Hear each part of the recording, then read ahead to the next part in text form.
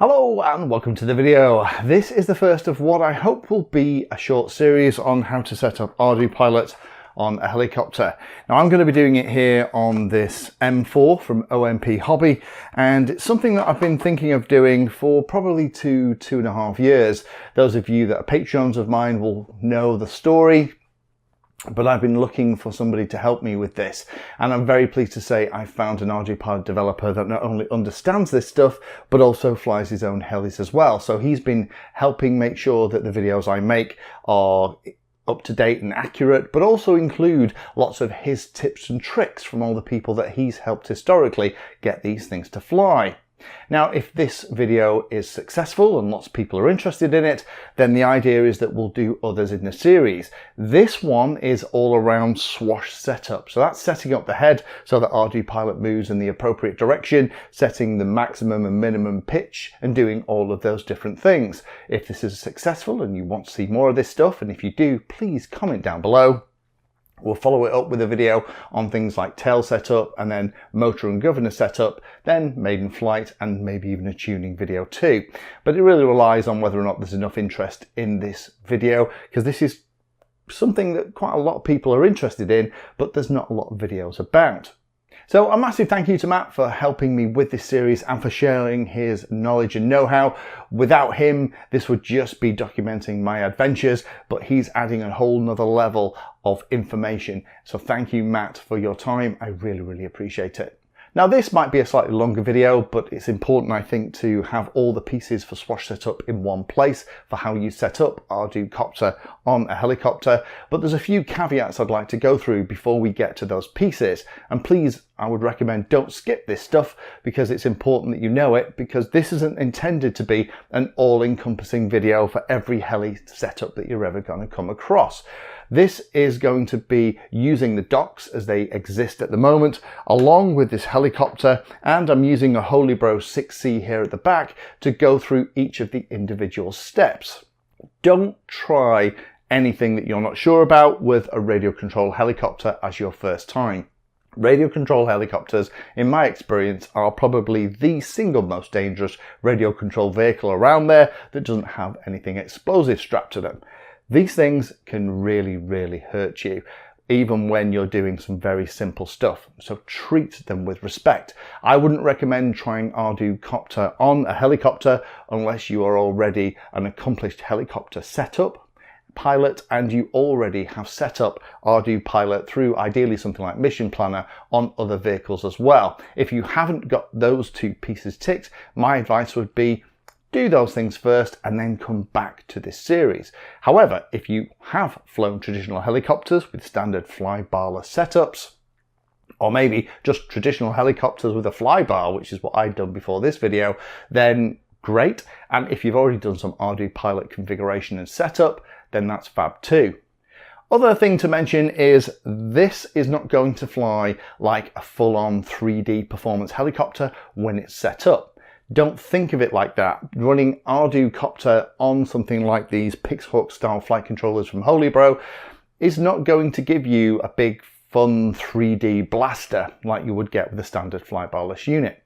Think of it more as a flying robot, and if you think of it like that, then your expectations are probably set correctly. It means it can fly autonomously and do all that fab stuff, but it doesn't mean that you're going to be able to do all the stick banging, TikToks and all that kind of stuff with ArduPilot. That's kind of not what it's for. Always look at the latest documentation. This process I'm about to go through is following the documentation very closely. However, the documentation is being updated all the time and improved as ArduCopter changes too. So always use this in conjunction with the documentation to figure out how things actually work. The documentation is a little dry, but actually if you follow through and watch how I do it here, you should get to the end and get the same result. A couple of last points before we get into the setup. ArduCopter is not an excuse for not setting the helicopter up properly mechanically. If you go through this process and get to the end and you just can't get everything to kind of line up and work, that's probably because your head is not set up properly. All the links need to be identical. It needs to be set up at 1500 for all the arms to be centered. all the standard stuff that you would do with the head and the tail configuration on a sports heli like this still has to be done, because ArduPilot is going to be using that correctly set head geometry and tail geometry in order to get everything spot on. And again, if you are really struggling with this, I would then stop, go back and recheck that you've actually configured the head and the tail geometry properly for your configuration. This is a sports helicopter, and what I mean by that is the blades that are on this thing are symmetrical. When these blades are at zero pitch, it's going to be creating zero thrust, and that is really important. If you are planning to set up a helicopter that has more of a standard aerofoil style blade, where at zero pitch they're still generating a little bit of lift, this setup isn't going to be exactly the same. Refer back to the docs I've already talked about. But as these are symmetrical sports blades, which most of these style of helicopters are going to have, then the setup is relatively easy and straightforward. Why am I talking about that? Well, ArduPilot will use, particularly ArduCopter, will use the position of the head and whether or not it's sinking or rising to detect things like automated landing. So if you have a setup that is wrong and it's actually generating a little bit of lift and ArduPilot thinks it should be generating no lift and it isn't sinking or rising, then ArduPilot might think, oh well, that's because I'm sat on the ground, and disarm. And that tends to be a problem that gets reported a lot. So don't skip that step. Making sure that the ArduPilot configuration knows when the blades are at zero pitch and generating zero lift is really, really important. And that's one of the final steps that we're about to do. And if you get that and that all works out, then you know what? You've probably done everything okay. Final step for this is that I would follow every single step. Again, I'm going to put timecodes down below. I know lots of people that watch these videos, particularly if they're a little longer like this one, will skip individual portions thinking, oh yeah, I've got it, next. I would highly recommend, please don't do that.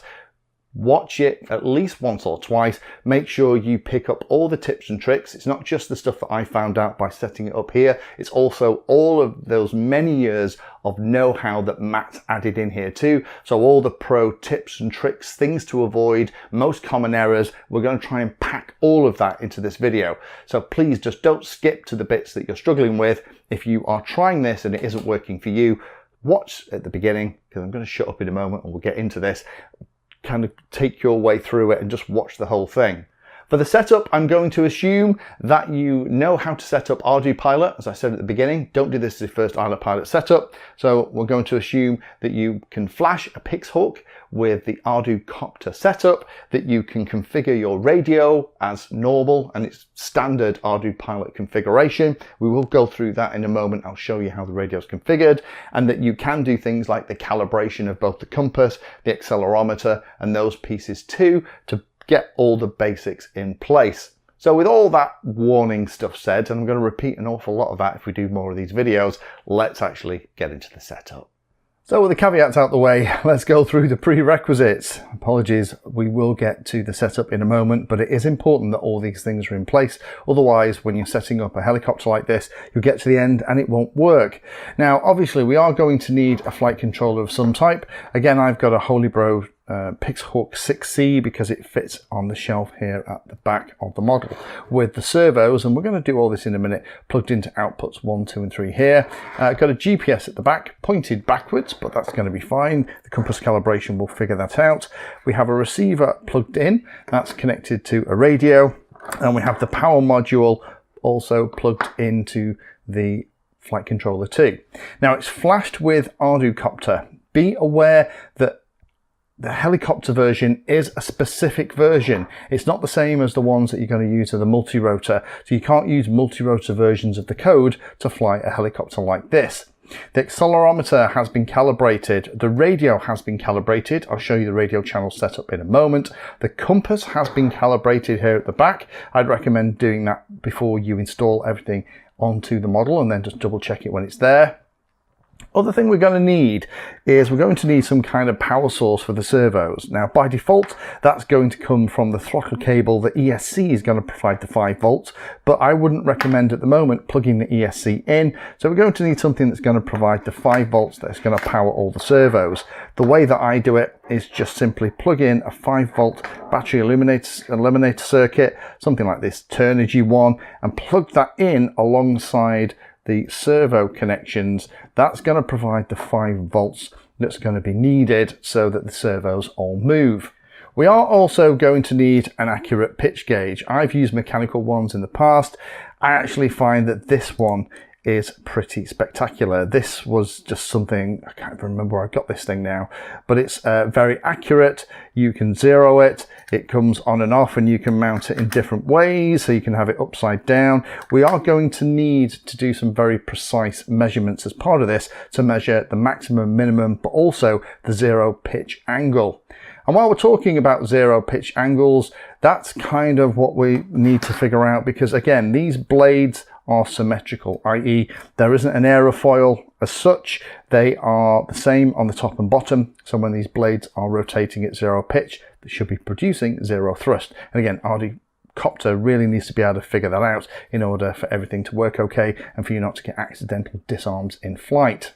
Now the process we're about to follow, we are going to be setting or checking the maximum and minimum. We're going to go up to, I think, a positive value of about positive 12, negative value of about negative 3, and then we are going to triple check to make sure that when ArduCopter thinks the head is at zero pitch, it actually is at zero pitch. Last bit of advice before we get into the weeds here and I'll show you the radio.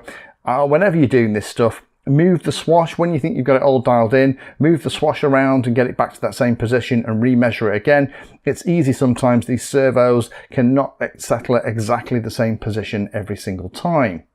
So with that said, let's have a look at the radio.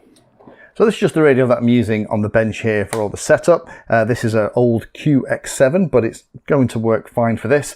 And what we'll do is we'll actually connect here on the computer. I've got it plugged into the Pixhawk 6C that's actually on the helicopter. So now we are connected. What we can do is we can go into the setup tab, go into the mandatory hardware and go into the radio calibration. Again, this is more just to confirm that you've got everything set up the right way. The setup is pretty much exactly the same as what you'd expect. The trick with something like a Mode 2 radio, with the sticks in the top right position, you should find that the throttle is at the maximum value, so a roll and yaw, but crucially the pitch, as you can see here on the screen, goes to the minimum value. That needs to be the way it works. Pitch, as you move the stick up, should go down. That's how pretty much all ArduPilot setups are done. And the setup on here is that we have the AETR as the first 4 channels. We also then have a 5th switch here for flight mode. So this is radio 5 here at the top. That's got just a 3-position switch, which is going to be fine for what we're doing here. We also have an extra one for tuning on channel 6. We have a 7 for auxiliary, and we have one for 8, which is the motor interlock for the throttle. So that's all you need to do. Aileron, elevator, throttle, rudder set up so that they go in that direction. Don't forget to go through your complete radio calibration, and if you can do all that, then we're ready to set up the head. So the first thing to set up the swash plate is to make sure that the swash is rising and falling as we increase and lower the throttle on the radio. That is job one, and once we've got that, then that is the foundation piece that everything else is going to be put on. Now, a couple of pro tips before we start this. Again, I am powering the servo rail using this 5 volt BEC plugged into Pixhawk 6C. That is going to power the servos, and we're going to need that because the servos typically aren't powered by the Pixhawk itself, so be aware of that. The other thing we have to do is identify which swash plate we've actually got. As you can see here, we have one connection at the back and 2 connections either side. If we look at the documentation, we can see that actually the one I've got here is a H3120. It looks like this. where the back servo is going to be number 3, the front right servo is going to be servo 2, the other one's going to be servo 1. Now there are other types. The trick here is to not get too carried away with where all the linkages go into different parts of the helicopter. You're looking at where the servos connect onto the actual swash plate themselves. I would imagine most sports helis are probably going to be the same as this H3120. The last thing I'll talk about, and again, I've already talked about this, is make sure that all the links that are in the head are set up as per the manual. I have a little vernier caliper to make sure that they're all absolutely identical, that they've all been connected, the servo arms have been popped on when the servos have been 1500 or as close to. This, again, isn't an excuse for not going through and being really meticulous about how you set up your head mechanically. Now with that done, let's actually power everything up and let's actually just check it's going in the right direction. So I'm going to plug the battery into the Pixhawk and we'll plug everything into Mission Planner. We're going to go into the configuration stuff, and the easiest way to do this is just go into the full parameter list. Let's tell the system what kind of swash plate it has, and in here we just need to search for H_SW_, and we're looking for H type. Now here's all the different versions that we can get. Now we want H3120, which is going to be 3. That's what I've set it as. The default is 3, so I didn't have to change anything in here. And now we know that the head, or ArduCopter, knows what head type it is connected to. Now I have plugged each of these into the Pixhawk outputs, and we can see those outputs if we go back into setup and we go back into mandatory hardware and we go back into servo output. We can see that motor outputs 1, 2 and 3 as well as motor output 4 have all been assigned. So now we have that done, what we need to do then is to raise the throttle and to see whether or not the swash plate raises. Now on my particular heli, I haven't disabled the safety button, so I have to press the safety button on the GPS unit in order for everything to spring to life. So press and hold it, and now the swash plate is live. If I raise the throttle, you can see that the swash plate is raising as well. Now on mine, as you can see here in Mission Planner, I had to reverse each of the servos. They were all actually going in the wrong direction. So just be aware of that. So you just need to make sure that they're all moving so that when you raise the throttle, the swash plate rises too. There is also another way. If you have a similar situation to me here where each of these are having to be reversed, we can go into config, full parameter tree, and we can change something called H_SW_col, and this is the direction for positive pitch. Because all of mine are reversed, I could just change this to be 1, write the parameters, say OK, and then unreverse each of the servos in turn, and now I've got it working. It still works the right way, but now I haven't had to reverse any of the servos. That's the way to do that.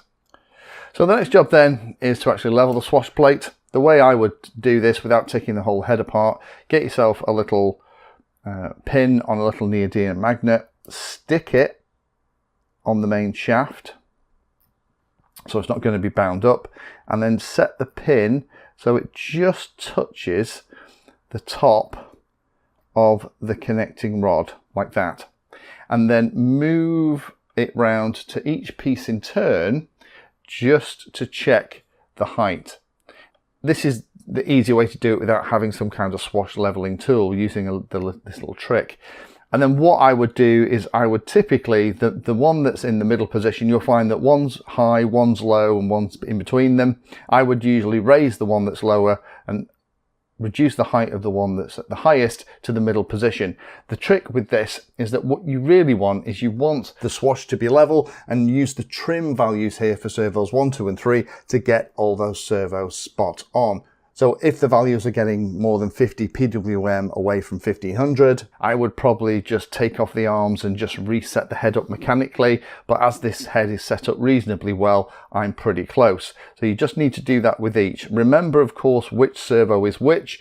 So that diagram that we had a look at before is the one that we want to be keeping a track on to figure out which one is 1, 2, and 3. And again, I get confused here by I kind of have to follow it around. If I figure out which one needs to go up or down, I kind of have to follow it to which individual servo it is to figure out which number I'm going to change. So the next part that we need to do is potentially the trickiest bit, and that's where we're going to set the maximum and minimum amount of pitch on the blades. And again, as I said in the introduction, this isn't going to be a 3D heli. This is going to be something that's going to be a flying robot. So we're going to go for about +12 and -3. And in reality, it's probably going to use about -2 for gentle descents and landings. Now, I would mount the pitch blade gauge here at the root. Again, we are using symmetrical blades here, so at 0 pitch there is 0 lift. This process that I'm showing you is going to be slightly different if you're using blades that generate lift at 0 degrees. Again, see the docs for that.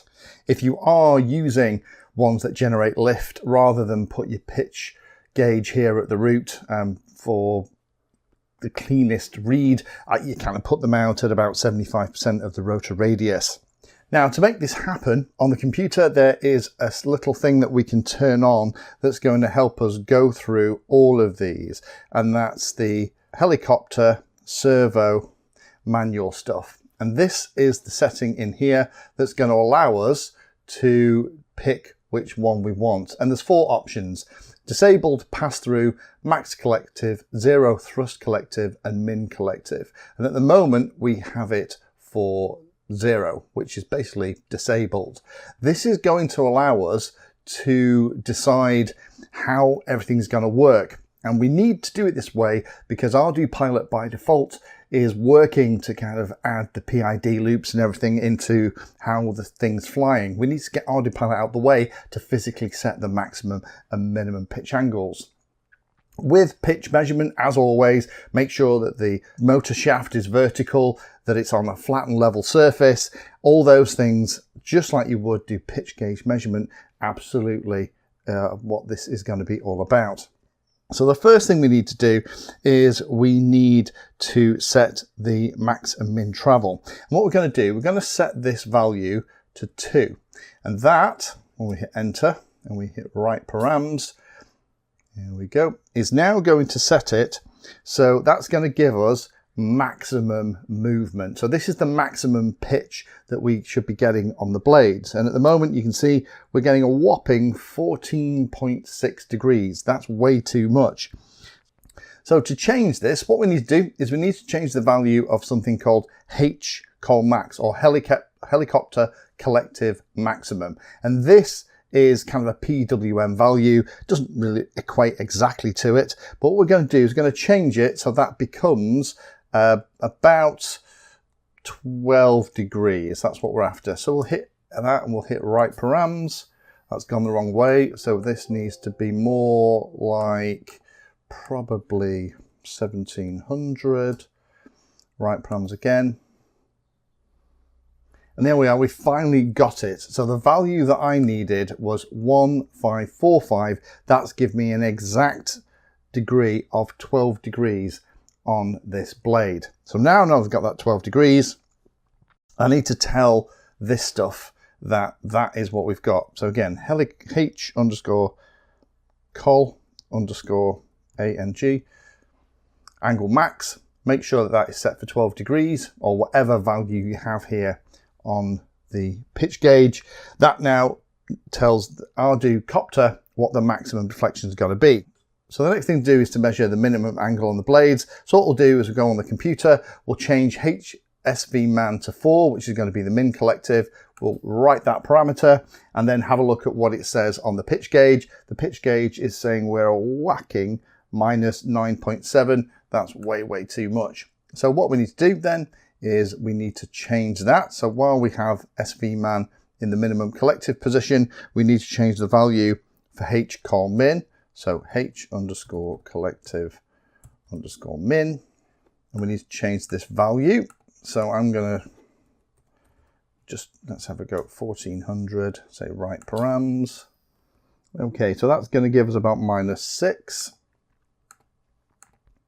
Let's see which way we need to go by putting in 1350. Right params, is that going to make it better or worse? Okay, we are getting very close. We want to be about -3.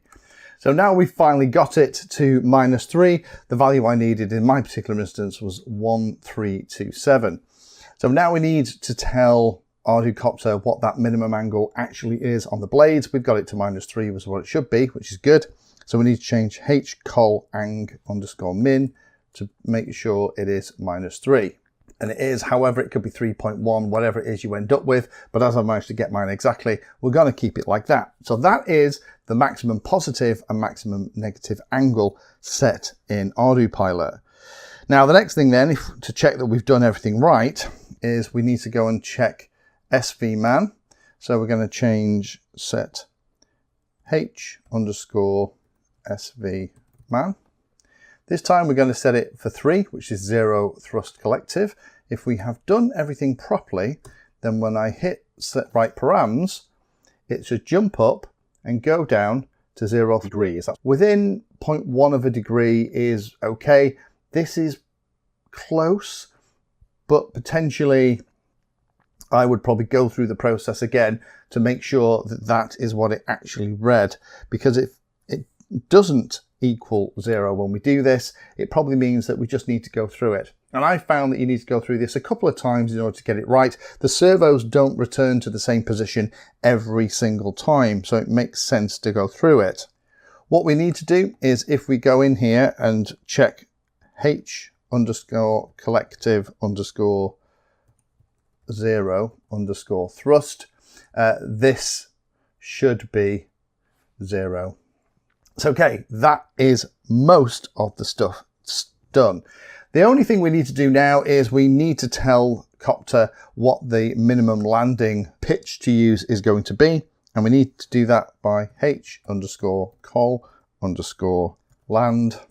And that's at -2. That's the default. That means although we've set the -3 as the minimum pitch, -2 is what it's going to use. Don't forget, of course, that we need to set the manual collective adjustment back. So h_sv_man, this needs to go back to 0, which is going to basically give control back to ArduPilot normally. Now, the last thing to do is measure the actual cyclic pitch. That's how much everything's going to move around as I move the individual the controls on the radio. And you can see here, if I just move this out of direction, hopefully you can see this on the video. You can see here that it's zooming around. A great tip from Matt here is what you do is the normal values for this are between 6 and 8 degrees, is make sure that your pitch gauge is on, set it to 0, and then just move your cyclic around until you get to the maximum value. So for me, that is reading at about 8 degrees. That's probably the maximum that I would be happy with on this. Now, the way that you would change that is here again in all the settings, go into helicopter cyclic max. This is the cyclic max angle, and you would change this value so that the maximum amount of cyclic movement on the helicopter is going to be within the normal range. And that's typically going to be within 6 to 8 degrees is pretty typical, but check the manual for your particular setup. So there we have it. That is the head basically set up. We have made sure that when we raise the throttle, the swash plate rises. We've also made sure that the maximum and the minimum heights available to ArduPilot are as it should be. We've also checked that the blades, when they should be at 0, are at 0. And again, my big tip is I would run through this process a couple of times, move the servos after you've dialed them in, just to make sure they settle back at that exact same position. And we've also then checked how much swash movement there is and showed how to change that. Hopefully that has been really interesting. Again, this isn't designed to be a how-to for every single head setup, for every single heli setup. This is for a sports model that's going to turn it into a flying robot using symmetrical blades and a pretty standard head layout. So if you have any questions, put them down below. And again, as I said in the intro, if there's enough interest here, we'll actually circle back and potentially do a video on tail setup, governor and motor setup, and then maybe even one about how to maiden and how to tune an ArduCopter helicopter. Thank you for watching my video. Check out the playlist, and adding Painless 360 to your search terms will help you find my content. If you haven't done so already, please hit the like and subscribe button. It helps a lot. You can support the time I spend here answering questions and helping others by using the links in the video description.